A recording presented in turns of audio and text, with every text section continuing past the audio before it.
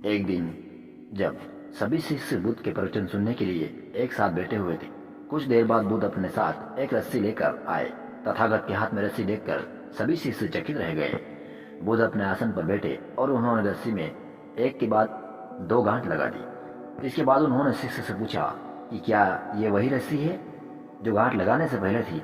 इस प्रश्न के जवाब में एक शिष्य ने कहा कि तथागत, इसका उत्तर थोड़ा मुश्किल है। यह हमारे देखने के तरीके पर निर्भर करता है। एक तरह से तो रस्सी वही है, इसमें कोई बदलाव नहीं हुआ। एक अन्य शिष्य ने कहा कि अब इसमें 3 गांठें लगी हुई है जो कि पहले रस्सी में नहीं थी। इसे बदला हुआ भी कह सकते हैं। कुछ शिष्यों ने कहा कि वास्तव में मूल रूप से रस्सी वही है, लेकिन बदली हुई दिख रही है, लेकिन इसका मूल स्वरूप बदला नहीं।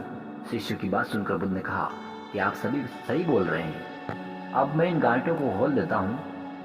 ये बोलकर बुद्ध रस्सी के दोनों सिरों को खींचने लगे। बुद्ध ने पूछा कि क्या इस प्रकार रस्सी की गांठें अच्छी तरह से खुल जाएगी।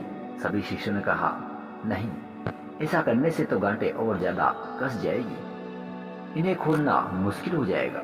बुद्ध ने कहा कि ठीक है, अब एक अंतिम प्रश्न, इन गांठों को खोलने के लिए हमें क्या करना होगा। शिष्यों ने कहा कि हमें इन गांठों को खोलने के लिए ध्यान से देखना होगा, जिससे हम जान सके कि इन्हें कैसे लगाया गया, किस तरह से इनको दिया गया। इसके बाद हम गांठें आसानी से खोल सकते हैं। बुद्ध इस जवाब से संतुष्ट हो गए और उन्होंने कहा कि ये सही बात है। हम परेशानियों में फंसे रहते हैं और बिना कारण जाने ही उनका हल ढूंढते हैं, जबकि हमें समस्याओं का कारण ही पता नहीं है और हम उनको सुलझाने में लग जाते हैं। जब समस्याओं की वजह समझ में नहीं आए तो उन्हें सुलझाना बहुत ही मुश्किल हो जाता है। इसलिए समस्याओं का हल ढूंढे। आखिर समस्या किस कारण से पैदा हुई है, तभी हम उसका निराकरण कर सकते हैं। मित्रों, आज की कहानी को हम यहीं पर विराम देते हैं। मिलेंगे नेक्स्ट कहानी के साथ। तब तक के लिए आप सभी को जय हिंद, वंदे मातरम, जय श्री राधे कृष्णा, बुद्धाय नमः।